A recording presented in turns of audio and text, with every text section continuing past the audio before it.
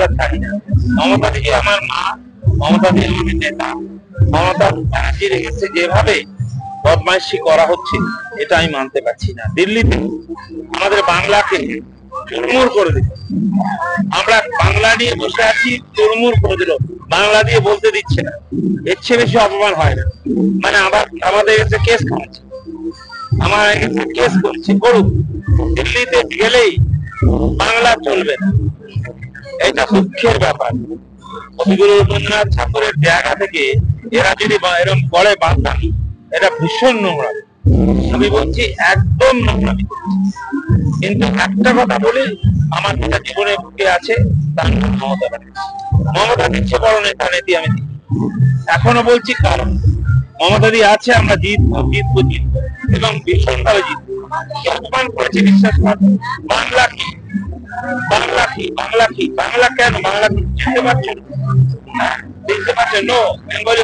আমি বাংলায় বলতাম দিল্লিতে, আমাকে বললে হবে না, আমি আবার বললাম ইচ্ছা। কিন্তু আমাদের মানে ধারণা হচ্ছে যে ভারতবর্ষে থেকে আমাদের সরিয়ে দিয়েছে, এটা শেষ। সব কটা চোখ ওরা, সব কটা উৎসাহ হচ্ছে দুর্গাপুর মায়ের কাছে প্রার্থনা করবো চোখ কাটিয়ে মানুষকে স্বস্তি দেয়, যেন উৎসবটা উৎসব হয়ে ওঠে। এটাই আমাদের বাংলার মুখ্যমন্ত্রী মমতা বন্দ্যোপাধ্যায় যে বার্তা বারে বারে দেন, ধর্ম যার যার উৎসব সমাজ, আমাদের এই উৎসবে সকলে মিল হয়ে আমাদের সেরা উৎসবকে সবাই পালন করবে। সবচেয়ে বড় পুজো, আর আগে থেকেই সব পরিকল্পনা সবকিছু, আমরা ইচ্ছা করলে তার পুজো পরিবর্তন করতে পারি না।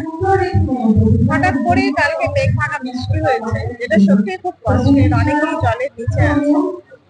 আমরা চাইবো তাড়াতাড়ি জলটা যাতে নেমে যায়, আর যাতে বৃষ্টি না হয়। মা দুর্গার কৃপায় যেন ঠিকঠাক সব হয়ে যায়, এটাই আমাদের সকলেরই কামনা। মায়ের কাছে এই চারটে সবাই ভালো থাকুক, সুস্থ থাকুক, শান্তিতে থাকুক। অনেক জায়গায় জল জমেছে, একটু দূরত্ব মানে সেখানে যত কম যাওয়া যায় ভালো। কারণ কারেন্টের তার কোথায় যে ছিঁড়ে পড়ে আছে কেউই যায় না, সাপ খুব বেরোতে পারে। সব নালা খানা কত সব বন্ধ হয়ে গেছে। আমরা তো এটা ভাবতেও পারিনি, কাল বিকেল অব্দি আমরা আশা করিনি। হঠাৎ করে এই ঘটনা, যেটা মা দুর্গাই ঠিক করতে পারে।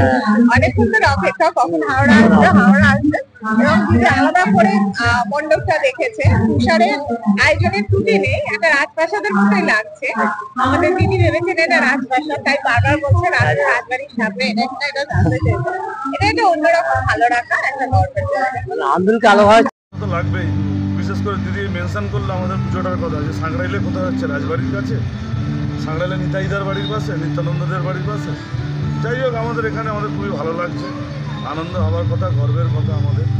আর সবাই এসেছিল, 3 জন বিধায়ক, 1 জন সাংসদ, তারপরে অনেক অঞ্চলের প্রধান, বহু বিশিষ্ট গুণী ব্যক্তিরা, জেলা পরিষদের কর্মাধ্যক্ষরা, জেলা পরিষদের সহকারী সভাপতি থেকে শুরু করে বহু বিশিষ্ট ব্যক্তিবর্গ এসেছিল। আমাদের ক্লাবের সবাই ছিল, এলাকার পুরো মানুষ ছিল, আর নৃত্য অনুষ্ঠান হচ্ছে। আর সবথেকে সর্বোপরি পাওয়া আমাদের যে মুখ্যমন্ত্রী সারা হাওড়া জেলার পুজো উদ্বোধন করেছে ভার্চুয়ালি, কিন্তু স্পেশালি আমাদের পুজোটার কথা নিজের মুখে বলেছে। এটা আমাদের কাছে বিরাট বড় গৌরব পাচ্ছে। হাওড়ার কথাই মনে পড়ে, আমি তো আন্দোলনের কথাই মনে পড়ে।